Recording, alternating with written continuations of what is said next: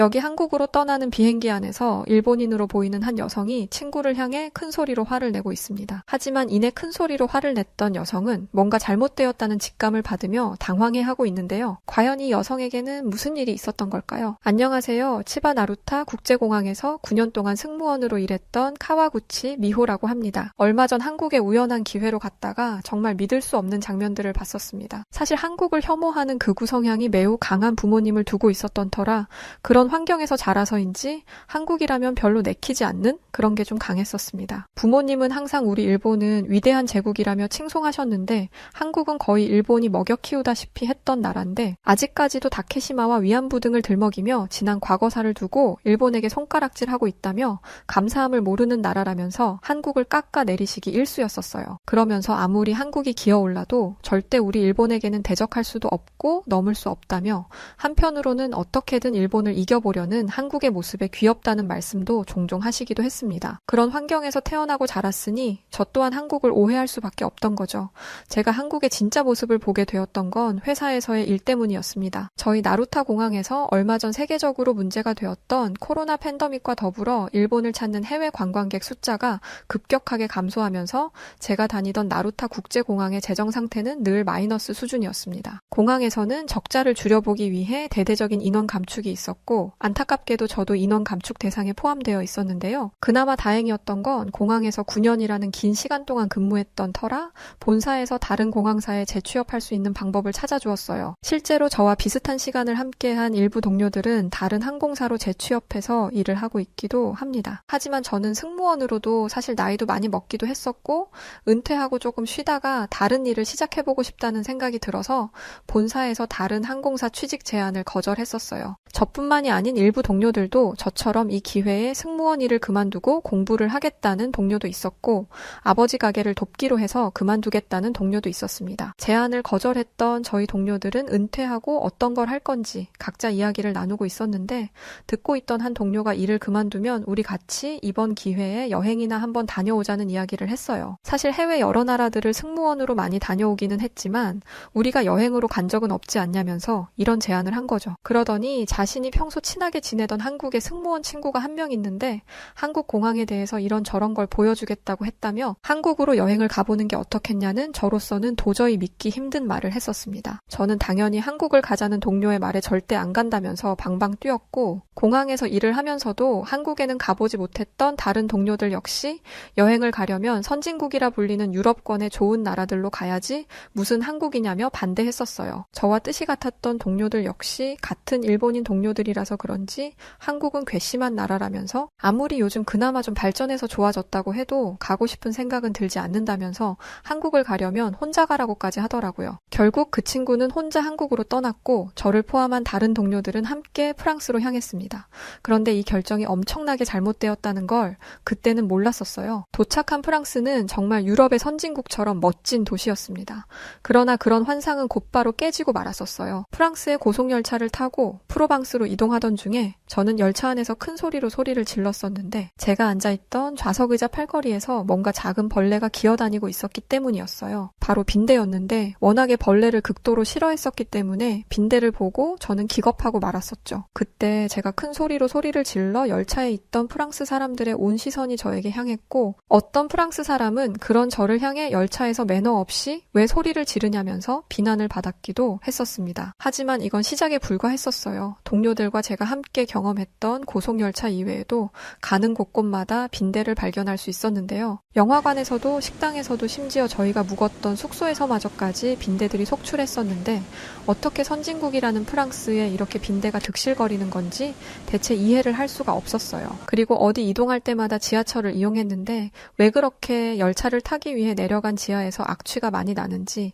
냄새가 너무 지독해서 정말 숨쉬는 게 힘들 정도였었죠. 어느 날 저희는 숙소에서 동료들과 한국으로 혼자 여행을 떠났던 친구에게 전화를 걸었었는데요. 한국으로 혼자 보낸 친구에게 괜히 미안하기도 했었고 빈대가 창궐하고 냄새가 심했던 프랑스지만 그래도 나름 선진국의 유럽으로 우리만 왔다는 생각에 위로라도 할 겸해서 전화를 걸었다가 저희는 정말 친구의 모습에 이게 정말 사실인지 믿기 힘들어하며 놀랬던 기억이 있습니다. 저희는 전화를 걸어 우리끼리만 유럽으로 와서 미안하다는 말로 이야기를 시작했는데 한국으로 혼자 간 친구가 우리가 대체 왜 미안해하는 건지 이해 이해할 수 없다는 표정을 지으며 영상통화에서 자신은 지금 한국인 친구와 너무 좋은 경험들을 하고 있다며 굉장히 밝은 표정을 짓고 있었습니다. 내일은 한국 공항에서 일하는 친구가 공항에 대해서 이런저런 걸 보여주겠다고 했다며 내일이 기대된다는 말까지 하더군요. 그 모습에 저희는 한국 공항이 거기서 거기지 뭘 그렇게까지 기대하는 건지 알 수 없었지만 내심 너무나 좋아 보이는 친구의 표정과 말투에 다소 의아한 생각이 들기는 했었습니다. 다음날 아침 저희는 함께 프랑스로 왔던 동료의 팔을 보고 정말 기겁했었어요.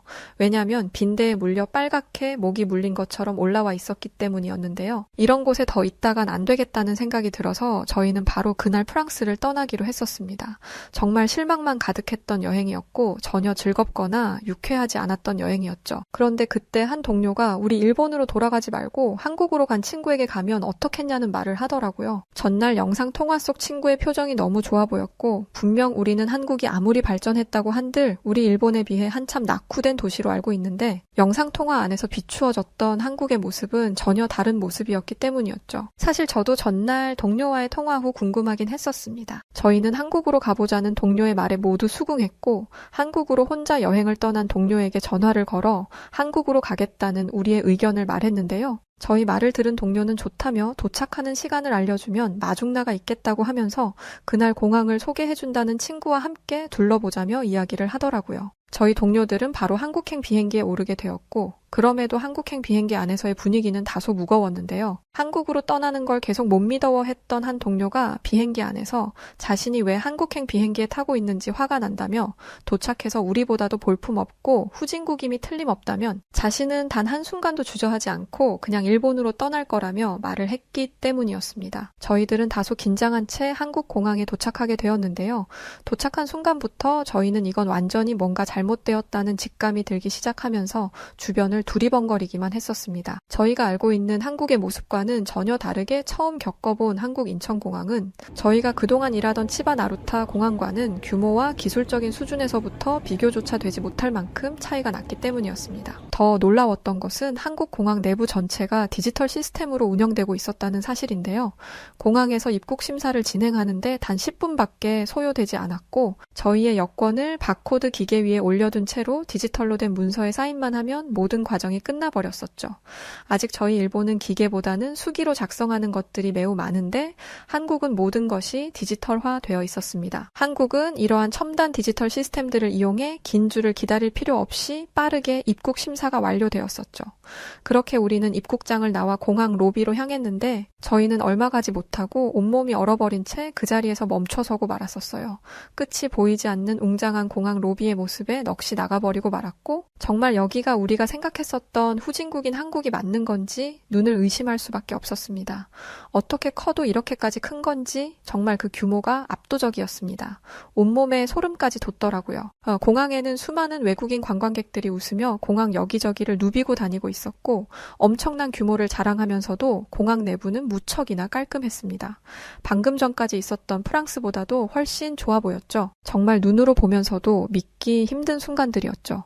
그런 시간을 보내던 순간 멀리서 한국으로 혼자 여행을 떠났던 동료와 함께 있었다는 한국인 친구분을 만날 수 있었는데요. 저희는 동료를 보자마자 얼싸안으며 잘 있었냐며 인사했고 한국인 친구분과도 인사를 나누었어요. 그런데 한국으로 혼자 여행을 왔던 동료가 저희 표정을 보더니 프랑스에서 무슨 안 좋은 일이라도 있었냐면서 왜 그렇게 표정들이 어둡고 창백해졌냐고 묻더라고요. 그 말에 저는 무슨 소리 하냐며 우리가 갔던 프랑스는 선진국답게 엄청나게 좋은 곳이었다고 거짓말을 했었어요. 그랬더니 그러냐면서 좋은 시간 보냈겠네 라는 말을 하더니 오늘 한국인 친구가 공항을 소개해준다고 했으니 구경 가자고 했죠. 그 한국인 친구분은 먼 거리 왔으니 일단 배부터 채우자며 인천공항 안에 있던 식당으로 저희들을 데려갔는데 특히나 상당히 충격적이었던 것은 공항에 자리 잡은 식당의 퀄리티가 마치 유럽 고급 레스토랑과 다를 게 없는 수준이었기 때문인데요. 한국은 그저 가난한 나라로만 생각했던 저와 동료들은 공항 안에 있는 식당의 넓고 깨끗한 환경에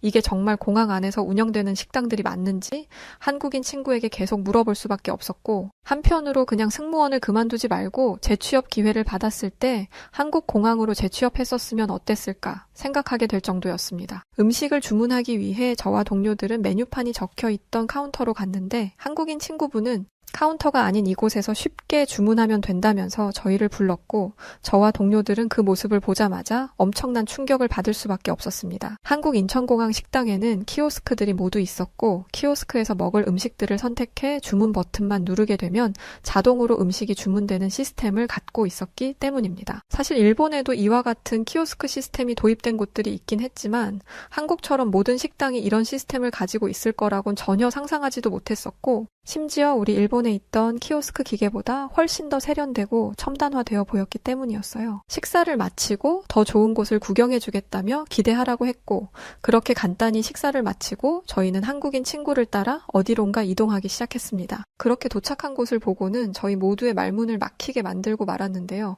저희가 도착한 곳에는 엄청나게 비싸 보이는 수면 의자들이 줄지어 있었고 더욱 충격적이었던 것은 공항 내부에 깔끔한 샤워실이 있었기 때문이었습니다. 보통 한국으로 온 관광객들은 일찍 찾아와 항공권을 발권하고 수화물을 붙이고도 몇 시간 정도의 시간이 남아서 공항에 대기하게 되는데 공항 내부에 이런 편의시설들을 이용하면서 시간을 보낼 수 있도록 준비되어 있었던 것이었고 정말 말도 안 될 정도로 너무 충격적이었던 건 이 모든 시설을 이용하는데 비용이 전혀 들지 않는 무료라는 것이었습니다. 분명 한국은 예전에 비해 많이 발전되긴 했지만 아직 우리 일본을 따라오려면 한참이 걸릴 만큼 가난한 나라라고 여겼는데 저희가 지금 보고 있는 한국의 공항은 지금 한국 곳곳을 돌아다니며 구경하고 있지도 않고 고작해야 공항을 둘러보고 있는 건데도 여행지를 다니는 것과 같이 시설들이 모두 대단했었기 때문이었습니다. 저와 동료들은 지난날 공항 승무원으로 수년간 일하면서 한국의 공항을 경험하지 못했던 사실에 계속 후회가 되더군요. 이쯤 되니 한국 승무원 직원들만 이용할 수 있는 시설들은 또 얼마나 잘 되어 있는지 궁금했었고 한국 공항에서 일을 했던 한국인 친구에게 결국 물어보고 말았는데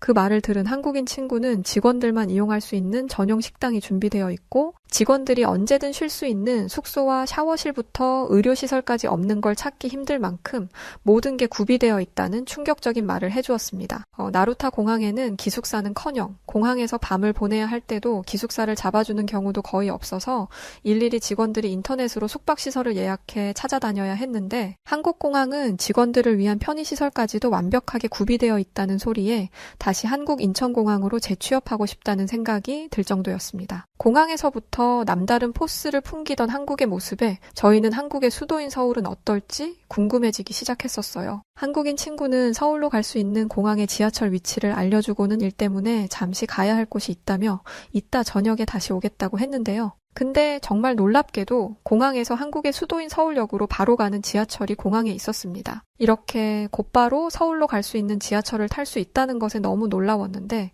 왜냐하면 일본도 중심에 있는 공항들에도 지하철을 탈 수 있도록 연결은 되어 있지만 한참을 걸어가야 하는데 한국은 바로 연결이 가능한 곳이 가까운 곳에 준비되어 있었기 때문이었고 시설도 일본보다 훨씬 세련되어 보였기 때문이었어요. 도착한 서울은 지하에서 1층 밖으로 나서자마자 정말 압도적인 모습을 보여주었는데요.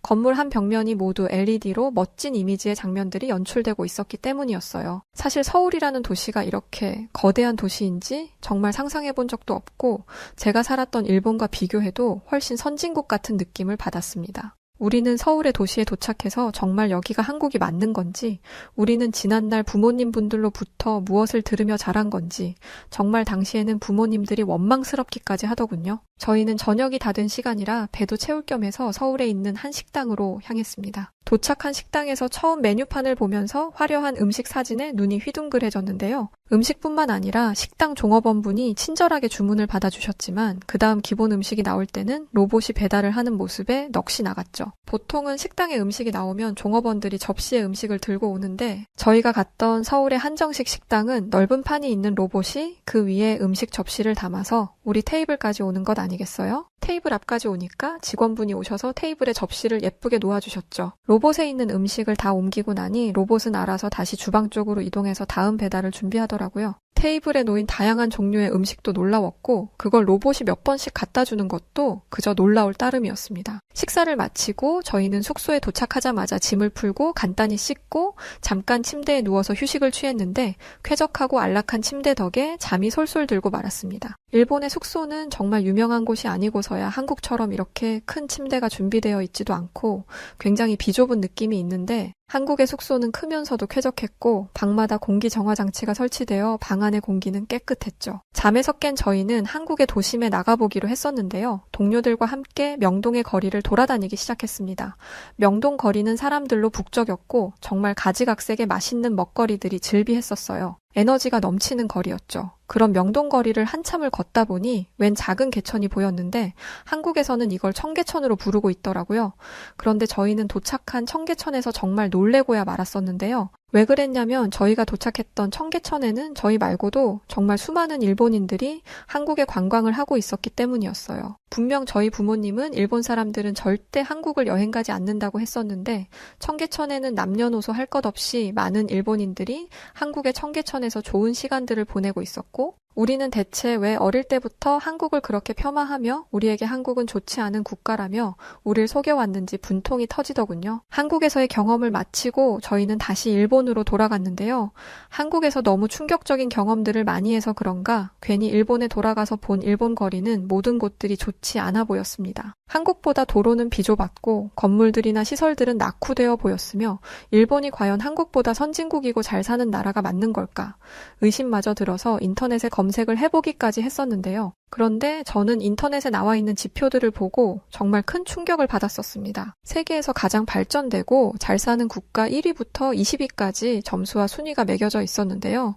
20위에 아이슬란드, 19위에 홍콩, 18위에 아랍에미리트, 17위에는 영국, 16위에 캐나다, 15위에 오스트리아가 있었고 근데 영국이 17위라는 것에 좀 당황스럽더라고요. 14위에는 벨기에가 있었고 13위에는 독일, 12위에 노르웨이, 11위에는 싱가포르, 10위에 이스라엘이 있었습니다. 유럽 국가들 중에 유명하다던 영국과 독일이 각각 13위와 17위라니 과연 우리가 알았던 유럽의 선진국가라는 게 전혀 잘못된 생각을 가지고 있던 게 아니었나 싶었던 순간이었습니다. 그런데 놀라운 건 지금부터였는데요. 9위에 핀란드, 8위에 네덜란드, 그리고 7위에 저희 일본이 랭크되어 있었기 때문이었어요. 우리 일본은 랭킹 종합점수 3.94로 세계에서 가장 잘 사는 국가 7위에 있던 것이었어요.